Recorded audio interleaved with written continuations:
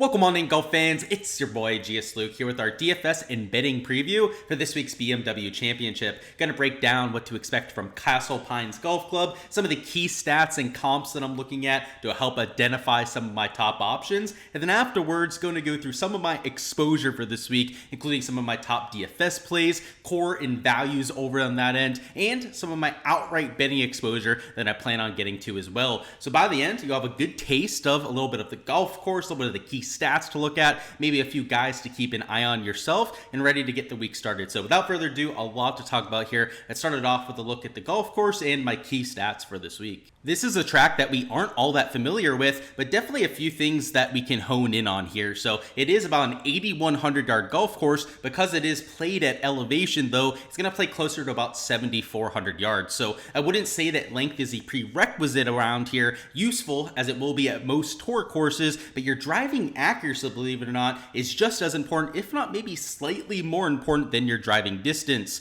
In terms of your approach profile, it should be relatively balanced. You're going to have wedges on some of the shorter par 4s, your mid irons to be tested on a good amount, and the longer clubs, whether it's the par 3s or the reachable par 5s on the golf course, you're going to have a lot from 200 plus. So in terms of the approach proximity buckets, there's not really one that I'm honing in on more than any others. In fact, just in general, approach play is important around this track. One thing that's going to be extremely difficult this week is trying to control some of your iron distances. Because the green complexes are so narrow around Castle Pines, if you hit the ball maybe 10-15 yards too long, oftentimes you're going to be over the green and in a really tough spot. Some deep rough around this golf course and greens that have a bunch of slope on them as well. Off the tee, as I mentioned, a good blend of accuracy and distance. I think if you have both, that would be the optimal situation, of course. And in terms of putting, we do have some bent POA greens, but I think the form more than anything is what you really want to focus on.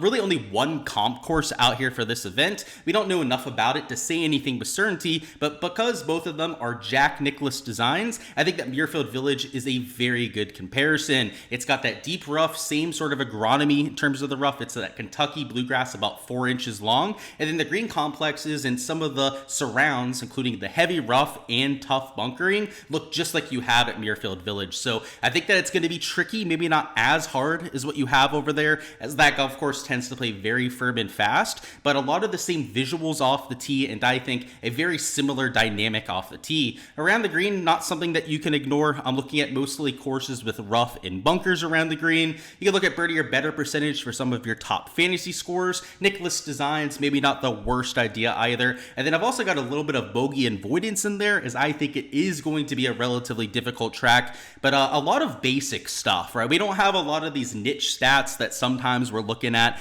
that we'll look at for very specific venues, as there's a lot of unknown around Castle Pines. And I guess what I want to point out that might be different than some other people out there is that I'm not only looking for bombers this week. I think that with the elevation factor, that it's going to play a lot shorter, and keeping yourself out of that rough is, I think, going to be key to take advantage of that added length. If you know anything about the effect of elevation, it's because of all the very thin air out there, right? Ball tends to travel a little bit further. Well, that is even more so the case for your high ball hitters. So for example, a Rory McIlroy versus like a Joaquin Niemann, if you were still playing over here on the PGA Tour, Rory, for example, one of the highest ball flights in the world, Joaquin Niemann the exact opposite, one of the lowest ball flights. Joaquin Niemann is not going to see as big an effect when it comes to hitting the ball in elevation as somebody like Rory that might have a full 15% difference out there from some of his normal stats. This week, if you're hitting the ball in the fairway, that's going to let you to get that full apex height on your shots. If you know anything about that deep 4-inch Kentucky bluegrass rough, is that's really hard to get the full club on the ball, and oftentimes to get those low shots that run out a little bit. Unfortunately, for players that are a little bit inaccurate this week, that is not going to make the course play as short as it can. Whereas, even if you're one of the shorter players out there, if you're hitting the ball in the short stuff, getting some run out in the downhill holes, you're going to be playing a relatively short golf course. In fact, compared to tour standards, it would be about average length at the very most. So I think that this week is a little bit of a conundrum when it comes to off the tee. I can see, the argument for trying to extract yourself from some of the rough, but you could argue that hitting the short stuff has a bigger effect on that distance, as not only are you going to get that extra rollout, but also that higher apex height into the greens. So with that being said, looking for some elite drivers of the golf ball, solid ball strikers, and guys that are coming in with form. So no surprise that my number one play here. I'm not taking him for an outright this week, though. It's going to be Scotty Scheffler at $12,300. If he could build a golf course that was suited towards his game, I think that this is pretty much it. You've seen him play well at Muirfield, obviously a winner around that track. Even when he wasn't winning around Muirfield Village, he's gone out there and gotten himself into contention.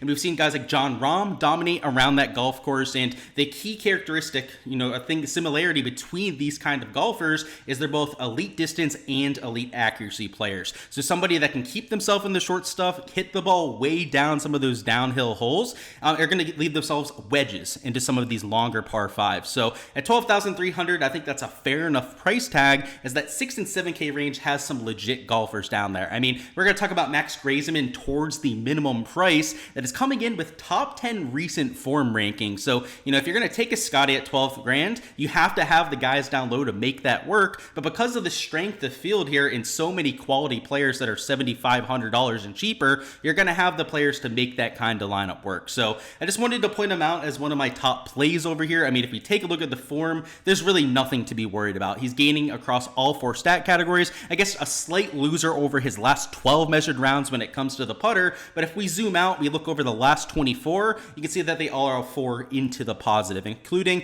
1.5 shots gained approach per round is next level stuff. And the reason why I wanted to point out Scotty as opposed to some of these other top end players, I do have to say that Xander is somebody that I'm planning on using myself this week. So it's not like I'm only going with Scotty up top and then moving on. I'm still going to have guys like Xander that I'm mixing in as well. But this golf course, with how narrow those green complexes are and how notoriously difficult the greens are at Jack Nicklaus Designs, this feels like a golf course where you just want to green and regulation to death, more as, whereas go out there and make it more of a putting contest, right? If this were an easier golf course, I would probably like Xander Schauffele at just a little bit more than Scotty. But because I think the scoring is going to be in check, I think the winning score, I was quoted as saying on my course preview that it'd probably be about 10 under par. If it's going to be about that, that's the perfect setup for Scotty Scheffler to go out there and win. So the outright number just a little bit too low for me, especially because there's 3 other guys that I wanted to bet outright that were relatively low numbers. So obviously you can't bet somebody at like 3.5 to 1 if you're going to have somebody at 20, 25, maybe 30 to 1 out there in your card. So that's why I chose to just take him as a DFS core play.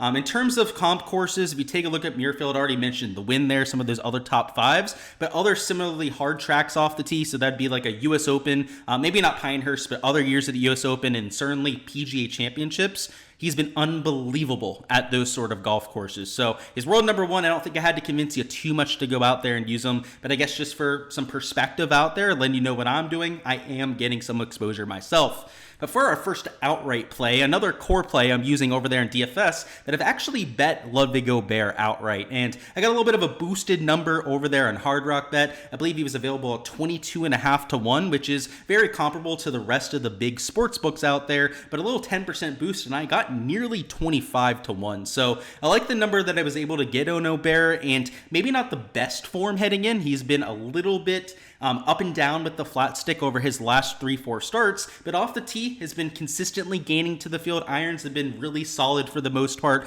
out there for Luddy, and at a golf course where you can get a huge benefit for being both long and accurate off the tee, as Aubert is, this could be a spot where he goes out there and gets a tour win. Now, I don't think that's a huge hot take considering the kind of player that Aubert is, but he's not going to get as much attention as some of the other players here. Hovland, after his second place finish, people are going to want to play him even at 10,400. Morikawa, he's a decent course fit with some of that driving accuracy that I was mentioning as a factor before. Even guys like a Tony Finau who had a really good week, a Patrick Cantlay that we'll talk up here in a few minutes, are I think going to be about the same, if not higher ownership than Aubert. In long term, I think Aubert's the best player out of this bunch. So I don't think it's a hot take to say that he can go out there and win any event, but especially a golf course where you're going to get that distance and accuracy rewarded. If you take a look at the last 12 measured rounds, it has taken a little bit of a step back when it comes to that form, but still gaining about a stroke per round with the ball striking, which is more than serviceable. Why I said that it's not too far off out there with the form. The short game has gone into the negative with both categories, but if you zoom out a little bit, right, give them the last 24 measured rounds is where you start to see more of that balanced shot shots gained profile, where he's still gaining about 0.9 strokes ball striking per round, but he is gaining 0.2 strokes short game per round over that same kind of stretch. So I'm looking to get back to the old Aubert, played decently well at some of the comp courses. Muirfield Village didn't really go well for Aubert, but if you look at some of the other tracks where you have to be both long and accurate off the tee, he's gone out there and posted top 5, top 10s this season. So it's not the ideal course fit because Muirfield is my number one track out there, but at least enough breadcrumbs for success that I wanted to get some exposure. Also got Patrick Cantlay out there at 20-1 for some exposure. He's $9,800 in DFS. Worth noting, Scotty will be chalky this week. He'll be popular. He always is out there in GPPs. I don't think you have to worry about it as much, especially with your spend ups out there in large field contests. Aubert, about average, maybe low owned, I would say, out there for like $10,000. Cantlay, I'm up in the air about. I personally thought he'd be low owned heading into the week. I have seen a few people pointing him out as a potential play, so maybe not as low owned as what I was hoping for, but he's won the BMW Championship 2 of the last 3 years. Maybe it's at different courses, by the way, so that could just be, complete randomness that goes out there and happens, or maybe he gets hot this time of year, right? People have mentioned that biorhythms are a thing with some of these golfers. I'm not a believer in all that BS. I have to be completely frank with you guys out there. What I do like about Cantlay is that he has one of the best track records imaginable around Muirfield Village. He's my number 7 total model ranking, so fits the bill when it comes to that perspective. He's number 1 in recent form ranking, gaining 2.4 shots gained per round out there. If he's going to be about average ownership, which I thought he might be low owned, now I'm siding towards him probably being at least about averagely owned in the range. I'm going to be all over Patrick Cantlay. He's the kind of player that when he's playing his best golf can be both long and accurate off the tee. And if we take a look at the last 12 measured rounds, he's been doing really impressive stuff. In fact, gaining across all 4 stat categories, over a stroke per round out there with the ball striking. Short game has been back on point for Cantlay. The first maybe 6 months of this year, he had been losing with the putter, which if you know anything about Cantlay's long-term game, that was going to turn at some point. So some may point out this about shot gain per round out there with the flat stick as something that might be due to regression, due for some regression, we should say, but I wouldn't say that, right? Compared to his early season numbers, for sure, right? He's playing over that baseline, but long-term, he is one of the better putters out here on the PGA Tour. So I think if anything, he's playing to that baseline now. So I think that you're getting a hot Patrick Cantlay that can be a little bit dangerous at times, as a lot of his really good performances come when you least expect them. But at the BMW in the past, we've seen him go out there and peak before, and considering the metrics, are very favorable out there for him this week. Right? Again, number 1 recent form ranking. He's a really good putter on bent POA. You can see gaining about a third of a stroke per round out there on that surface.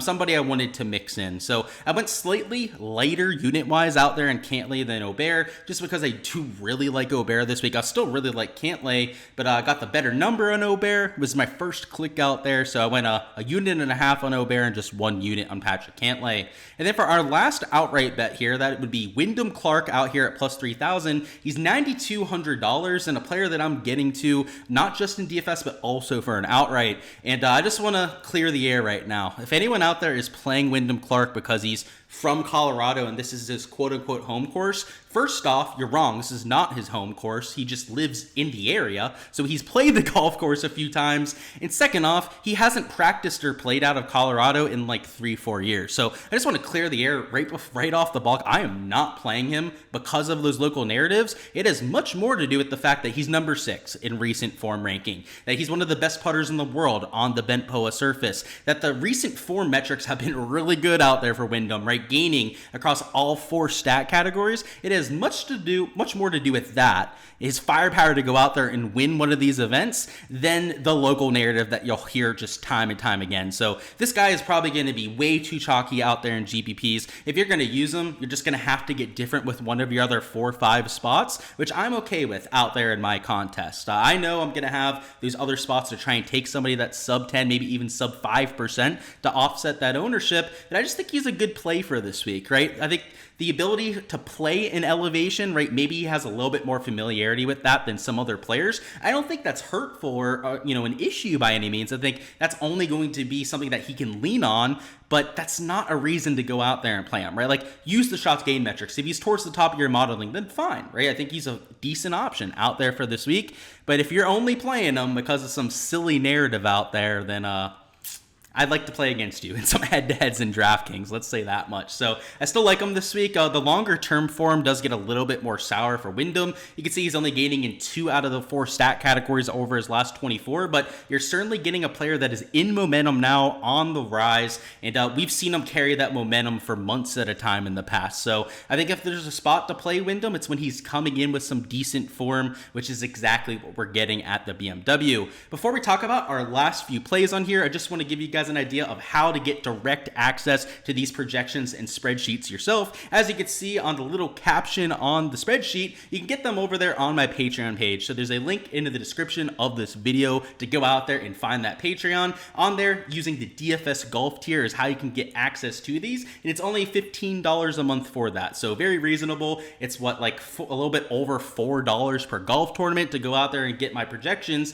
And considering that I cover main slate every week and showdown for rounds 2 through 4, you're talking about like $1 per spreadsheet, and you're getting all the different projections, all the modeling for every single player that is teeing it up. So here on these videos, right, trying to give you guys a taste for a good amount of the players that I'm getting to, a good amount of the exposure that I plan on getting to for any certain golf tournament, but for my take on literally every single player. I mean, we've got projections, ownership, modeling, all the recent form, course history that you could be looking for out there for every player. Make sure to check out the Patreon page. So you can see it's all on here. If you want to use it yourself, to go out there, do your research, do it in an expedited and very direct way, to go out there and check it out. Again, in the description of the video, one of, if not the best value that you're going to find in the industry. And on top of that, I also have prop stuff. So if you're into doing props with like Underdog and Prize Picks, there's a whole tier out there for that. Make sure to check it out, guys. Next up, we're going to go through some value plays. So these are, some cheaper options towards the middle to bottom end of the board that can save you some salary out there in a few cases, but are just guys that I'm going to be getting exposure to in my DFS lineups. I have not bet any of them outright yet. In fact, most of them are probably going to be top 5, top 10s. Unfortunately, though, us Floridians only have one book to work with, and the odds available, especially with the dead heat rolls that they have, are absolutely terrible out there for some of these bets. So I'm going to wait until the board maybe gets a little bit better as the week goes on to go out there and get some exposure myself. But these are definitely guys I think are going to play well this week, that model well for one reason or another. So let's go ahead and go through a few of them. So first off, we got Akshay at $8,400. Definitely a little bit more expensive than I usually like out there for one of these value plays, but the pricing is wonky out there with this kind of field. So wanted to include him as he's a very accurate driver of the golf ball. He's been a decent putter out there on Bent Poa, and though the last 12 measured rounds haven't been, earth-shattering out there for Akshay, he's doing it the way that we'd expect. He's gaining on approach, has been a much better putter in 2024, and though the off-the-tee play has left a little bit to be desired, when he's playing his best golf, he's both long and very accurate off the tee. You've seen him get into contention when he goes out there and has that kind of week. So in DFS, where we're more so looking for ceiling performance, ceiling potential out there in our lineups, not so much the floor, right? Especially if you're entering like the big $5 or 25, it's all about that upside that we're looking for. He has that in spades. I mean, you've seen the top 5, top 10s this year. You've seen the win. You've seen him have some of those ceiling performances, even in some damn strong fields. So $8,400, I think, has a lot of upside there. And at these similar kind of tracks off the tee where it's very demanding, he's been a little bit of sink or swim. We've seen him go out there, miss cuts at majors. We've seen him go out there on the flip side and also get into contention. So I think he's a perfect GPP play. Maybe not the best out there for cash, particularly because he is like $8,400, but in the right sort of format, the right kind of contest, I think has a lot of utility for this kind of event.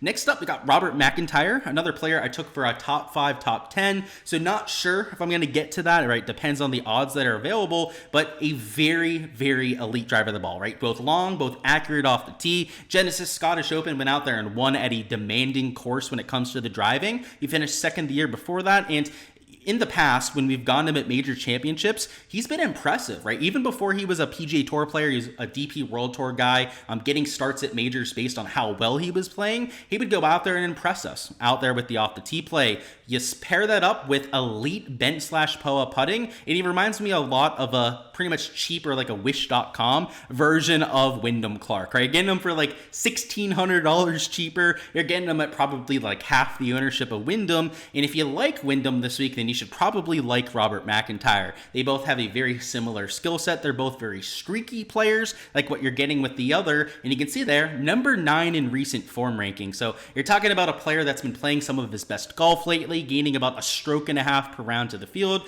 also gaining across all 4 stat categories, with his quote-unquote worst category being around the green, just like you have with Wyndham Clark. So I think, like I said, a poor man's Wyndham Clark that you can go out there and play. Hopefully the ownership isn't too outrageous out there on Robbie Mack, because I think he fits this golf course to a T. If you're looking for a leverage option, I think we're going to get it out here with our next play. So I've got Sepp Straka at $7,100, potential top 5, top 10 bet, as you guys can see there. But in DFS, I think is going to be sub 10% owned, which in a 50-player field, when the average ownership is 12% per player, that's going to be pretty hard to find, even in this like 6 and 7K range. And what I really like about Sepp Straka is, first off, the putting stats on bent POA, and an elite driving accuracy player. Now, not the longest out there in the PGA Tour. I wouldn't call him short by any means either, but he is a top 5 driving accuracy guy. Pair that up with some putting, some irons lately that have been there out there for Straka, and I think we've got some upside for a solid week. You can see lately the issue's been the short game. Around the green is never going to be a huge bright spot for Sepp, but the putter's been a lot worse than what we're used to, and you can see on this specific surface that he's used to gaining about 0.3 strokes per round. So compared to his 24 round baseline, that is a whole 0.6 strokes better per round. You pair that up with gains off the tee and on approach, and you can see why I think there's some upside there. So hopefully we can get the short game to turn a little bit, continue to hit the ball like he has over the last few weeks, because I think he's going to be overlooked. You can see number 44 in recent form ranking out of just 50 players in the field. So that's going to keep a lot of people off of him. And I think that it's a little bit misleading, right? You'd think that he's hitting the ball horribly if he's number 44 in form, but in reality, it's just been the short game that's holding him back. And kind of like we have with Akshay, he's got a low floor because of that. When he doesn't have his best stuff, let's say the, short game isn't there, but then the approach play, maybe he doesn't have that for any given week. That's why you see him have some of these stinker performances. But on the flip side, he's normally very sharp with the approach play, normally sharp off the tee as well, when he can find some magic on the greens, which he's done on bent POA in the past, is why he gets into contention so easily. So a very wide range of outcomes on that sort of player. No cut this week, so it's not like you'd have to worry about him missing, 72 holes. They're at least going to get all 4 rounds to work with, and I think he has a lot of ceiling potential there. And then our last play I talked up last week. After round 1, I was just kicking myself for playing Grazerman, particularly because he was chalky, but boy, oh boy, did that guy fight. Went out there, made a shit ton of birdies from rounds 2 through 4. In fact, ended up getting up pretty close to the top end of the leaderboard when it was all said and done, and got himself into this week. So, he had those 2 chokes, right? I wouldn't call it a choke out there at the 3-on, but did finish in second. Certainly choked away the lead out there at the Wyndham, but damn, he showed a lot of mental strength out there last week. So I think for as much shit as people give him for those other 2 performances, you've got to give him some credit now that you saw him go out there and respond to it. So he's maybe the most inappropriately priced guy on the board. He should probably be like $7,800, $7,900, and he's $6,300. So it really helps you with playing Scotty if you want to go in that direction. He's number 4 in recent form ranking. He's number 8 in total model ranking. In fact, number 11 for the long-term stuff, right? So it's not even like it's recent form that's just getting us there. And just to show you this, last 24 rounds, which is